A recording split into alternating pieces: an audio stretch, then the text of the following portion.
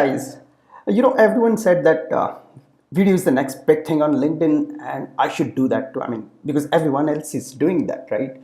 I've been waiting for this one for the last 6 months. Very honestly, I did not want to do another motivational video. There is already a lot of content out there, and I totally admired the effort that goes into that one, but it was a personal choice.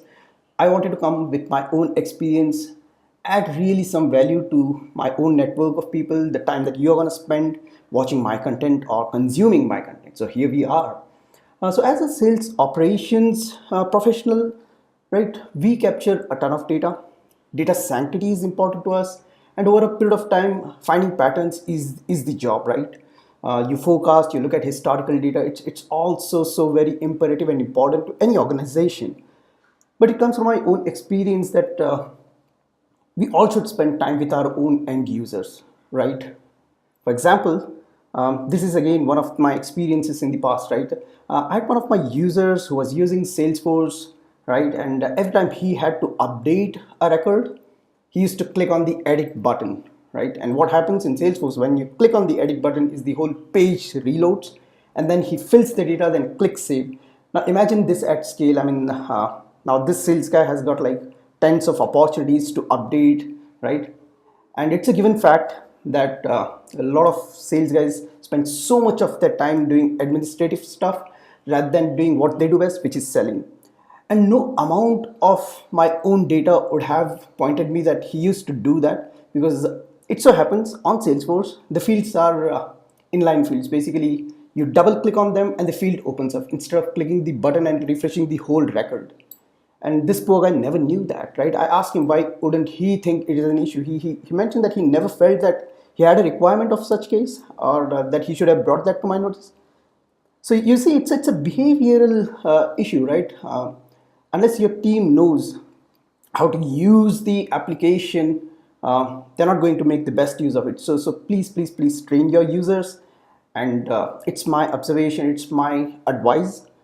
We all should, as SalesOps guys, spend time together with our end users, sit along with them, see them make, I mean, watch them make the calls, watch them use your application that you just deployed, and there is a ton of data that will come that will never be, you'd never be able to capture that on Salesforce. Ask them to tell you what the issues are. This observation is so super important, right?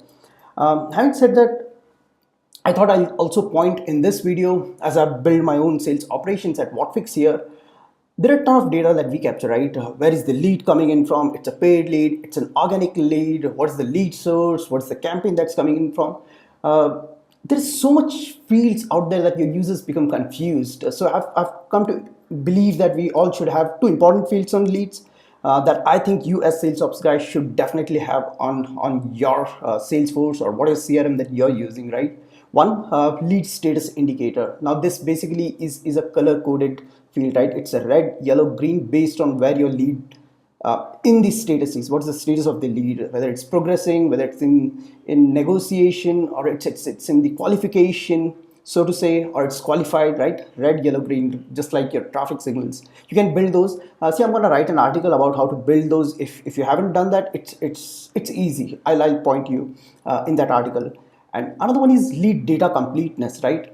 Now this is a formula field based on a few fields that you think your organization thinks is important, right? For example, having an email ID, having a phone number field, having company size field, having whether it's a paid or organic fields, whatever fields that you deem important. Based on those fields, right? What the value in those fields is, have a field called lead data completeness that says, hey, 50% is the indication that this record has 50% complete data. So make sure that you have a qualification, lead data completeness, saying that you cannot convert a lead unless it's 100% complete, right? That makes the life of your sales guys easier once the lead converts. So have that field super important. And then on opportunity, I think there is nothing more important than having sales velocity. If you want to capture sales velocity, which is basically the time your deal is spending in each of these stages, right? The number of days. This is super important. It's called sales velocity, right? Like Bob Su says in his most recent article that winning deals are almost always above the 50th percentile in speed to close, right? So it's important for you to know how much time each of your deal is spending in each of these stages. So have the sales velocity report for your users ready, for your own self ready, for your organization. It's super important. Again, like I said, there was a lead data completeness on the lead. Have op data completeness, which says these are the necessary fields that we definitely want to capture. Saying, for example, how long did it take to close the deal, right? Who were the decision makers? Did we win the deal? Did we lose the deal? Why did we win the deal? Define what fields are important for you on the lead before you hit close, no matter it's closed won, closed lost, closed dropped, whatever that you define. And then the third and the most important, this field basically branches out into multiple fields. But basically all I'm saying is that if you have a deal that moves to closed won, one of the end stages, or closed lost or closed dropped, ask a why in every stage. Why did we won the deal? Then perhaps it'll pop out another field saying it was because of a feature that's so important, so good. Then ask which feature. Likewise, if you lost or dropped a deal because of a feature gap, ask which feature was the gap. Capture that feature. And once you have captured the feature, what happens next? I mean, there has to be a stakeholder at every stage of the opportunity, at every record level, right? If you say feature gap was the reason we dropped this deal, capture what feature gap? And once you have captured that feature, what happens next? I mean, if product team is responsible for the features, a mail goes out immediately saying such and such a deal was lost because of this feature gap.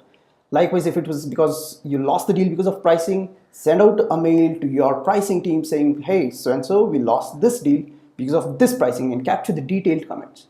I'm going to write an article in the subsequent weeks, but I thought I'll start using videos on LinkedIn to share my experiences. And in this journey, as I put more videos out there, as I write more articles out there, this is a two-way conversation, right? I expect that you would share your own thoughts, you share your own observations, right? The sales, SDR, BDR, the SalesOps. I mean, it's a huge, it's a complete stakeholders, right? There are multiple stakeholders that are responsible to ensure that a team grows, right?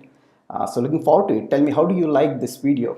Is this the kind of content that you're looking for from me as a SalesOps guy? Because I intend to also publish some different kind of videos, right? Not just SalesOps, but I thought I'll start off with SalesOps, which is my expertise. Tell me, how did you like it?